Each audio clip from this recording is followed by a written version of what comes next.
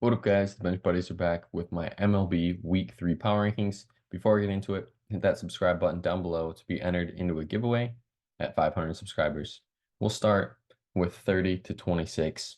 And teams you expect to be here are some teams that have played some bad baseball out of the gate. White Sox, Marlins, Rockies. No surprise to find these teams here after dreadful starts to the season.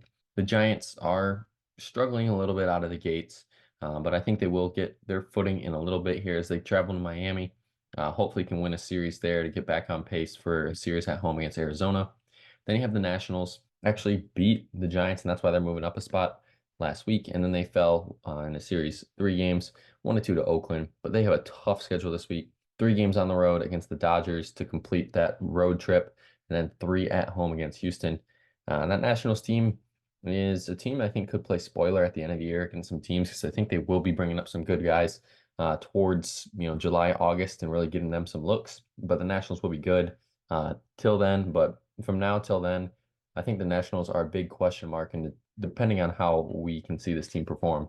In 25 to 21, and I'm surprised I have the Mariners here. Honestly, this early, I think they do hit a rough patch at the beginning of the year, and then you have the Cardinals. I don't think they're getting much better. They're 7-9. I think they'll be probably about 10, 15 games under 500 this year. The Twins are surprisingly down here, and they are really struggling. Correa's on the IL now, and I just think that this team is just another injury away from really falling off. They got 3 on the road against Baltimore and 3 at home against Detroit.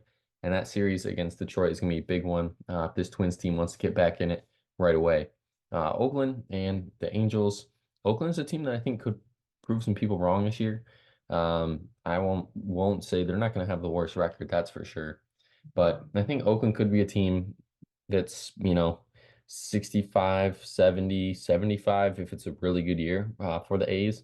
I think this team is really going to start to figure it out. They have some good prospects coming up, but they just got to perform in a very tough division. And same for the Angels. They got to perform in a very tough division. Now, 20 through 16, I think you can make some cases for teams to be a little higher, a little lower. And those teams are the Tigers, the Royals, I think you could say could be a little higher. And then the Astros and the Padres could be a little lower, I think, but just because they are big names and because what they can do, I am going to keep the Astros and Padres where they are. Astros are already moving down 9 spots, where the Royals move up 9. The Astros did get a series win against Texas at home to give them some footing to get to 6-11. But they got Atlanta at home in a tough series and then 3 at Washington, which they could benefit from a sweep there. But the 3 on the road against Kansas City, losing all 3 was just eye-opening for me, and that's why they're falling down here. But then it's also good for those Royals because they're moving up all those spots as well because of that eye-opening series win. And the Royals, 3 on the road against the White Sox and 3 against Baltimore, be a good series for the weekend. And so then you want to look at a good series. I think the Tigers can compete with the Rangers right now, just because the injury bug has hit the Rangers so far this year, and the Tigers can match up well, pretty much with any team is if they can figure out how to hit the ball. If they can hit the ball, then this pitching staff is elite, and same with the bullpen. That gives the Tigers a chance to win every single game. 15 through 11. And the Cubs moved out of the top 10 to 11. Diamondbacks, Reds, and Mets all move up a spot. That's just because some other teams fell behind them. And the Mets, I think, responded well after, a very ugly start to the season.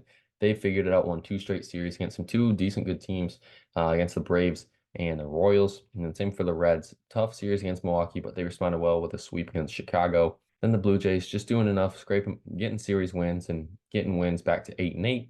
Same with those Diamondbacks, 8-8. And then the Cubs 9-6. But I think the heartbreak against San Diego, that ugly loss that they had at the beginning of the week, made me drop them out of the top 10. But 10 through 6, you find 2 newcomers in the Guardians and the Brewers at 10 and 6. And then you have Pirates staying the same at 9 after a 500 week, going 3-3 against some. Obviously, the Phillies are a good team, and then the Tigers are a surprising team so far. Phillies, Rays at 8 and 7.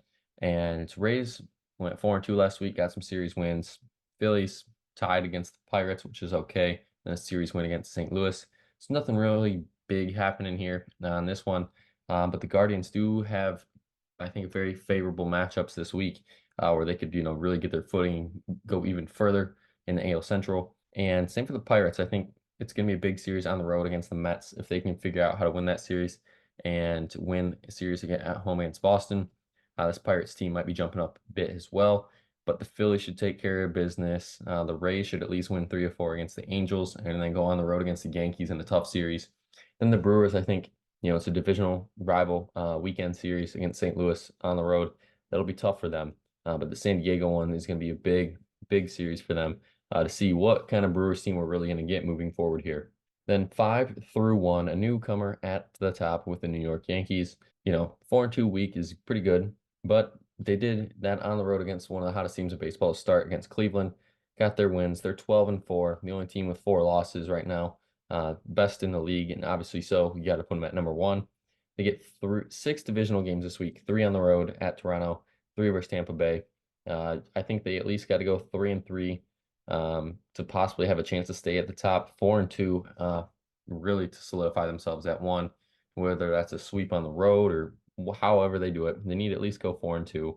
Then you have the Dodgers falling back a little bit because that series loss at home to the Padres was pivotal. I think I can't keep a team that just lost a divisional series at home in prime time and the number one team. I just can't keep them at one. But obviously all that talent is there. And then you have them playing the Nationals and Mets. I think at worst they finish 4-2, and obviously their ceiling is 6-0 this week. The Braves struggled against the Mets and the Marlins this week, so I had to drop them as well. It doesn't stop for them as they get Houston and Texas. The O's now with Jackson Holiday called up. He's finally got his first hit out of the way, so maybe tonight is where he has a better game, plays a little better. But they got Minnesota and Kansas City. AL Central opponents should be not beat up on them, but win, I think, convincingly. And then the Rangers, 7 games on the road this week, no days off, and they get Detroit and Atlanta. I think Detroit could, possibly be a team that slips them up a little bit. Then 3 on the road at Atlanta, which will be a great series this weekend. That's going to be it for my week 3 power rankings. Check back next week to see where your favorite team ranks. And until next time, the Bench Buddies are out.